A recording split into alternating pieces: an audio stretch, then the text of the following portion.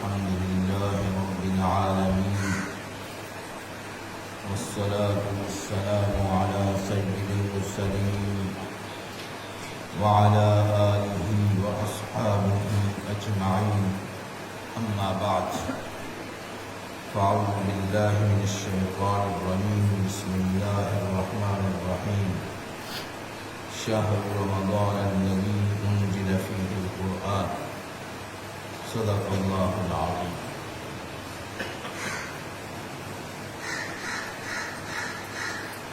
رمضان مبارک شریف میں اللہ تعالیٰ نے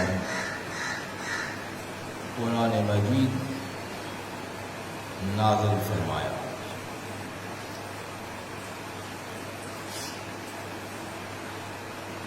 عرش الہی سے پہلے آسمان پر ایک ہی بار قرآن مجید کا نزول ہوا. اس رات کو اللہ نے بڑی قدر کی رات فرمایا. انا انزلناه فی لیلۃ القدر وما ادراک ما لیلۃ القدر لیلۃ القدر خیر من الف شہر. 1000 مہینوں سے بھی بہتر رات. وہ مقدس رات، وہ آخری عشرے رمضان المبارک کی آخری عشرے کی تاک راتوں میں تلاش کرنی چاہیے. 21، 23، 25، 27 اور 29 تاریخ، ان میں سے کوئی رات لیلۃ القدر کی رات ہے.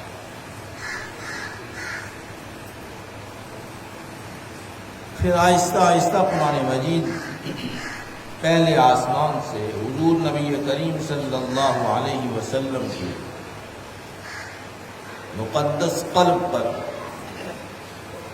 نازل ہوتی رہی، اور 22-23 سال کے عرصہ میں یہ کتاب 30 پاروں میں مکمل ہوئی. حضرت عبداللہ ابن عمر رضی اللہ تعالی عنہما فرماتے ہیں، حضور نبی کریم صلی اللہ علیہ وسلم نے ارشاد فرمایا، جو قرآن پڑھتا ہے قرآن مجید قیامت کے دن اس کے لیے شفاعت کرے گا، اس کی سفارش کرے گا. پھر ساتھ ہی روزے کے بارے میں بھی ارشاد فرمایا کہ جو روزہ رکھتا ہے، فرمایا روزہ اس کے لیے سفارش کرے گا. حضرت عبداللہ ابن عباس رضی اللہ تعالیٰ روایت فرماتے ہیں حضور نبی کریم صلی اللہ علیہ وسلم فی کل لیلۃ من رمضان مبارک کی ہر رات حضرت جبریل امین سے ملاقات ہوتی، اور پھر کیا ہوا، قرآن مجید کی تلاوت. حضرت جبریل امین حضور کو تلاوت سناتے، اور آپ صلی اللہ علیہ وسلم قرآن مجید آپ کو سناتے. اس طرح دور ہوتا تھا. قرآن مجید کا بڑا مقام ہے. پہلے بھی عرض کیا تھا کہ یہ اس میں کوئی سند نہیں ہے، یہ کلام الہی ہے، براہ راست حضور نبی کریم صلی اللہ علیہ وسلم کے قلب مبارک پر نازل ہوا، اور آپ کے مبارک زبان سے الفاظ نکلے اور ہم تک پہنچے. دنیا میں اس سے صحیح کتاب قرآن مجید، قرآن مقدس سے زیادہ صحیح کتاب کوئی بھی نہیں ہے. اور اللہ تعالیٰ نے خود اس کا ذمہ اپنے لیے کیا، یہ اس کی حفاظت میں خود کروں گا. اسی طرح سینہ بہ سینہ یہ کتاب چلی آ رہی ہے. قرآن مجید کے الفاظ تو اب ہیں نا، بعد میں کتابی صورت میں یہ آئے، یعنی اس سے پہلے سینہ بہ سینہ، یعنی حفظ اللہ تعالیٰ نے اس کا حفظ آسان فرما دیا. یہ اتنا آسان، دیکھیں حیران ہو جائیں گے کہ اتنا آسان حفظ ہے کہ 30 پارے جو ہیں سارے کے سارے بندے کے سینے میں اور دل میں، دماغ میں محفوظ ہو گئے. کیسے اسے آدمی سناتا ہے، سبحان اللہ، کیا بات. پڑھنے والا بھی صحیح ہو اور سننے والے بھی ہوں تو قرآن مجید کی کیا ہی بات ہے. اور جتنی کتابیں ہیں، ایک بار پڑھتا ہے، 2 بار پڑھتا ہے، تھک جاتا ہے، 3 بار پڑھتا ہے، اکتا جاتا ہے، کاٹ ہو جاتی ہے. ایک بار ایک چیز بار بار سننے سے، بار بار پڑھنے سے کاٹ ہو جاتی ہے. لیکن قرآن مجید کی ایسی صفت ہے، ایسی خصوصیت ہے کہ اس سے اکتاہٹ نہیں ہوتی. جو اسے رموز نکالنے والے لوگ ہیں، اسرار نکالنے والے ہیں، راز نکالنے والے ہیں، وہ اس میں غوطہ زن ہوتے ہیں تو نئے دروازے کھلتے ہیں اس میں. اور جو قرآن مجید کی تلاوت کرنے والے ہیں ان کے الفاظ کا چناؤ اور اس کا لہجہ، کیا ہی بات ہے. انسان سنتا ہے، پڑھتا ہے، دیکھتا ہے تو اس پر سرل ہو جاتا ہے کہ یہ کلام الہی ہے، کتنا بہترین کلام ہے. سبحان اللہ. اس کے مختلف لہجے ہیں، مختلف انداز سے پڑھا جاتا ہے، اور ہر ملک میں، ہر علاقے میں مختلف اس کے لہجے پڑھے جاتے ہیں. ایک ملک میں اور لہجے سے پڑھا جاتا ہے، دوسرے ملک میں اور لہجے سے پڑھا جاتا ہے، تیسرے ملک کے اور لہجے میں پڑھا جاتا ہے. جتنے ممالک ہیں ان میں جہاں جہاں قرآن مجید کی تلاوت کی جاتی ہے، مختلف انداز سے اور مختلف لہجوں سے اس کی تلاوت کی جاتی ہے. قرآن مجید کی تلاوت کیا کریں. یہ نہیں ہے کہ ویسی کتاب ہے کہ اس کو بس ایک پڑھ کر بند کر کے رکھ دیا، پورا سال اس کو ہاتھ نہیں لگایا. یا رمضان مبارک آیا تو کھولی اس کو، تھوڑا سا پڑھ لیا بس. جتنا بھی ہو سکے. اگر نہیں بھی کوئی آدمی نہ پڑھ سکا، نہیں یاد ہو سکی، پھر بھی کچھ نہ کچھ صورت کو، کوئی آیات مبارکہ تو آدمی یاد کر سکتا ہے. یاد کرے، پڑھے، دیکھے، کھولے. ہمارے بعض بزرگ تو یہ فرماتے ہیں اگر کوئی نہیں پڑھ سکتا قرآن مجید کھول لے تو انگلی پھیرتا رہے اس کو. اگر نہیں پڑھ سکتا اسے تو اس کے اوپر انگلی نہیں، انداز ساؤنڈ کا ہے. فرمایا کہ نہیں اگر پڑھ سکتا، اسے نہیں آتا تو کھول لے اور اس کے اوپر انگلی پھیرتا رہے. اور بعض یہ فرماتے تھے کہ بسم اللہ الرحمن، یہ تو آتا ہے ہمارے، اس کی تلاوت کرتا ہے. سبحان اللہ. قرآن مجید جو ہے اس کو سینے سے لگائے رکھے، پڑھے اس کو ہر روز کچھ نہ کچھ تھوڑی تھوڑی آیات مقدسہ جو ہے اس کی تلاوت کرتے رہا کرے. سبحان اللہ. حضرت عبداللہ ابن عمر رضی اللہ عنہ روایت فرماتے ہیں کہ آپ صلی اللہ علیہ وسلم رمضان المبارک میں دعا بہت کیا کرتے تھے. ہمارے عند فطرہ دعوت لا ترد. اور جب روزہ افطار کیا جاتا ہے اس وقت دعا جو کی جائے وہ رد نہیں ہوتی. افطاری کے وقت جو دعا کی جائے وہ اللہ تعالیٰ اس دعا کو قبول فرماتا ہے، اسے رد نہیں فرماتا. دو طریقے ہیں. ایک تو یہ ہے کہ روزے سے پہلے دعا کی جائے، زیادہ اکثر یہ کرتے ہیں. لیکن آپ صلی اللہ علیہ وسلم نے روزہ افطار فرمانے کے بعد دعا فرمائی.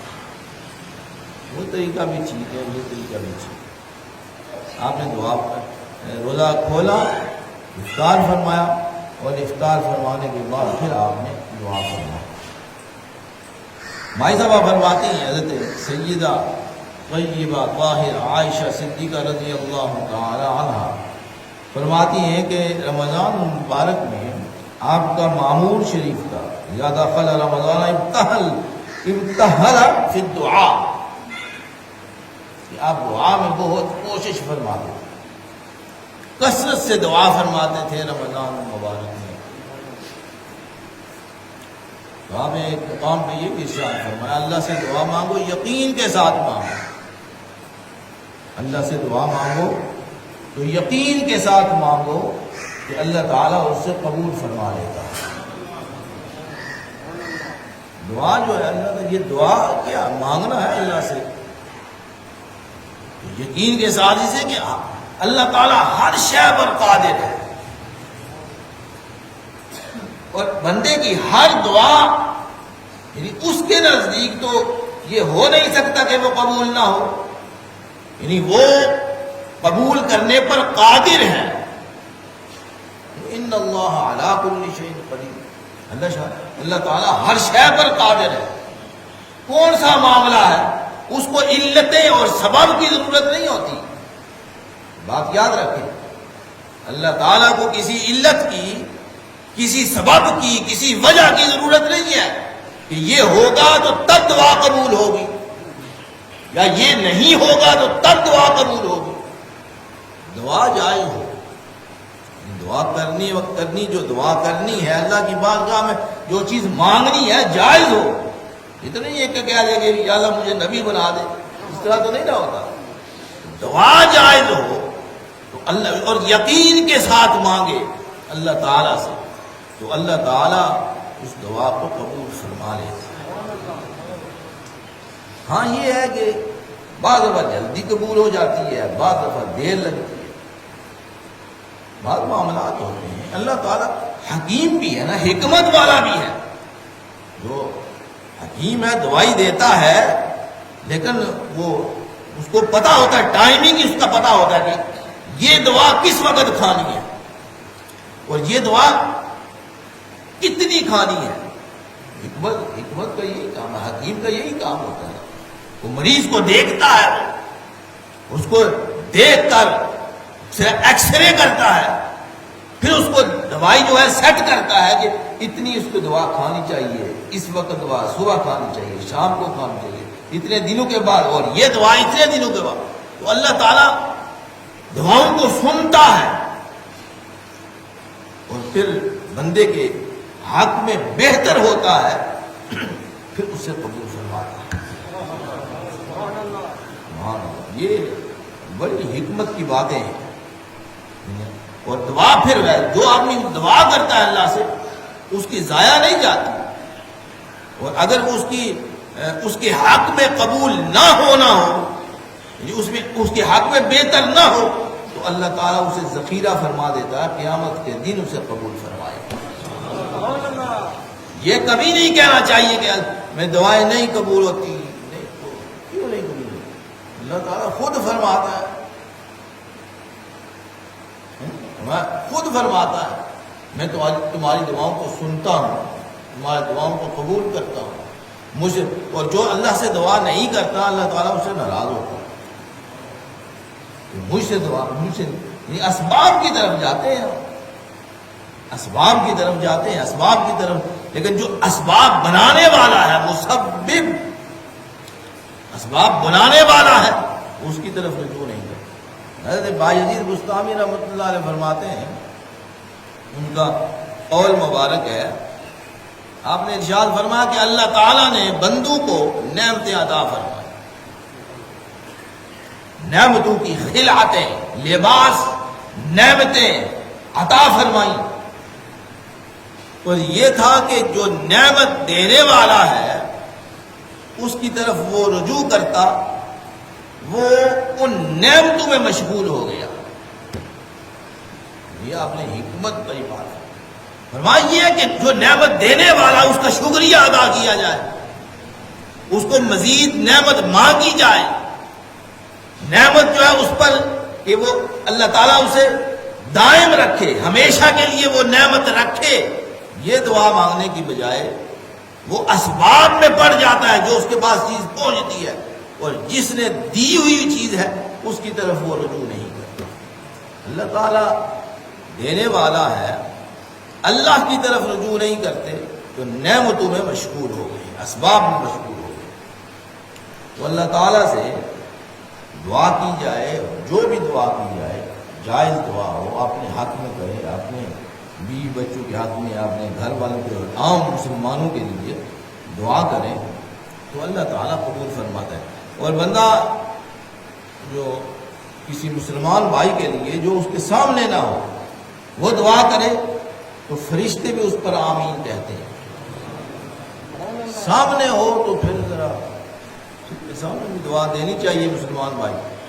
اور کمر کے پیچھے غیب میں اگر مسلمان بھائی کی دعا کی جائے تو فرشتے بھی اس کے حق میں، قبولیت کے حق میں اللہ کی بارگاہ میں عرض کرتے ہیں۔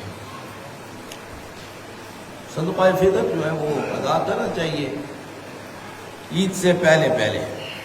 حضرت عبداللہ ابن عمر رضی اللہ عنہ روایت فرماتے ہیں حضور نبی کریم صلی اللہ علیہ وسلم ہر آزاد غلام، مرد، عورت فرمایا ان پر آپ نے صدقہ فطر کی ادائیگی لازمی کی تھی۔ گھر میں سے ہر فرد پر جو ہے صدقہ فطر ہے اور اس کو ادا کریں، بچوں کی طرف سے بھی ادا کرنا چاہیے، گھر والوں کی طرف سے بھی ادا کرنا چاہیے، اپنی طرف سے بھی عید سے پہلے پہلے صدقہ فطر ادا ہو جائے تو اچھا ہے۔ اس میں کوئی چیز بھی دی جا سکتی ہے، گندم بھی دی جا سکتی ہے، کھجور، جو مکئی، کھانے والی اشیاء جو بھی ہیں، کھجوریں، جو بھی کوئی آدمی اگر ادا کرے تو ہو سکتا ہے ادا کر دے۔ ہاں زیادہ بہتر ہے کہ پیسے دے دے، پیسے سے کہ یہ کوئی شخص جو غریب ہے، مسکین ہے، وہ کچھ چیز اپنی مرضی کی لے سکتا ہے، لیکن اس کے علاوہ بھی اگر کوئی چیز دینا چاہے تو وہ دے سکتا ہے۔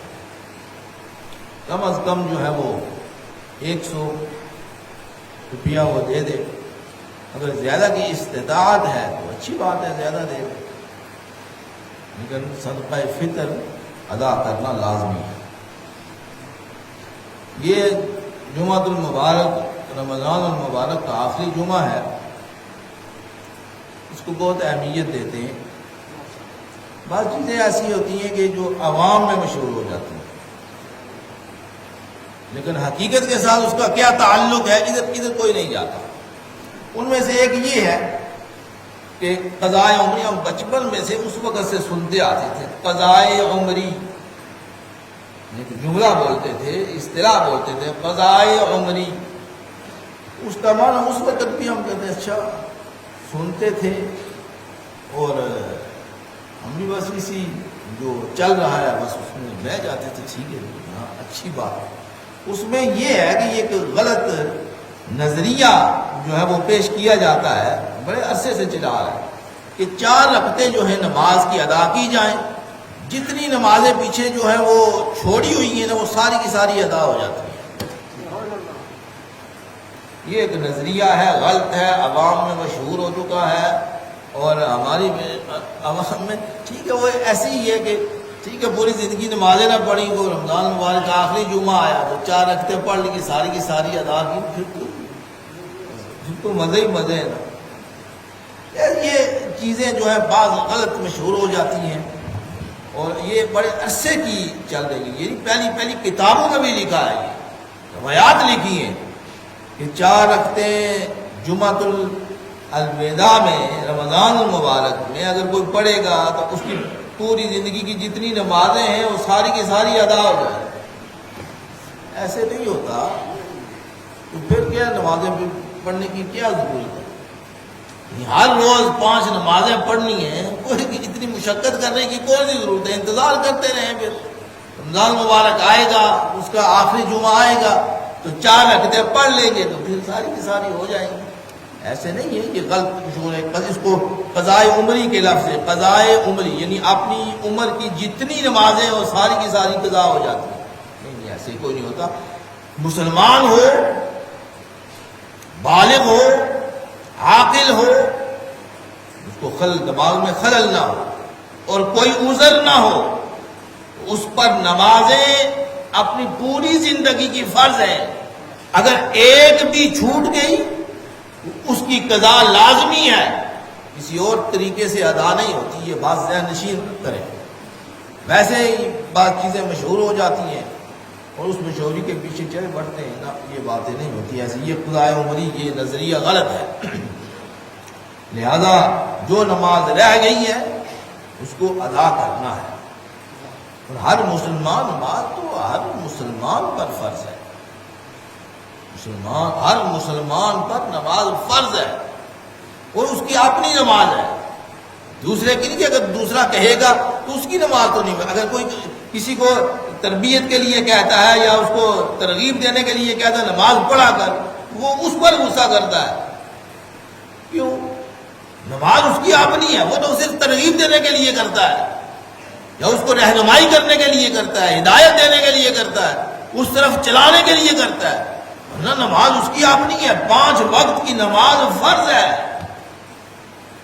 نشین کرے کیا بات. وہ اس کے بارے میں اللہ تعالیٰ پوچھے گا کہ ایک عرض کی تھی نا کہ 50 نمازیں تھیں، وہ ہو جاتی تو وہ ٹھیک تھی.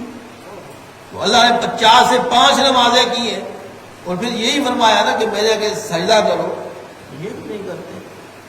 لہذا جو شخص جو نماز بھی چھوڑے یا چھوٹے کسی وجہ سے، اسے عذر کی وجہ سے، اس کی قضا لازمی ہے. لہذا وہ آسانی کے لیے یہ ہوتا ہے کہ آدمی جو نمازیں نہیں پڑھتے اس کو جو اللہ تعالیٰ نے ہدایت عطا فرما دی ہے تو ہر نماز کے ساتھ ایک نماز پڑھ لیا کرے. فرض نماز بھی ہو جائے گی تو ایک اس کی پیچھے قضا نماز بھی ادا ہو. ہر نماز کے ساتھ 4 رکھتے ہیں. جو 4 والی رکعتوں والی نماز ہے، 3 والی ہے، تو 4 رکعتیں پڑھ لے، 3 پڑھ لے تو ایک پچھلی ہو جائے گی آسانی کے لیے اور ایک جو ہے وہ وقتی ادا ہوگی.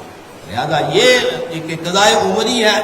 پڑھ لیا جمعۃ الوداع میں 4 رکعتیں تو پوری جو عمر کی نمازیں ہیں وہ ساری کی ساری ادا ہو جائیں.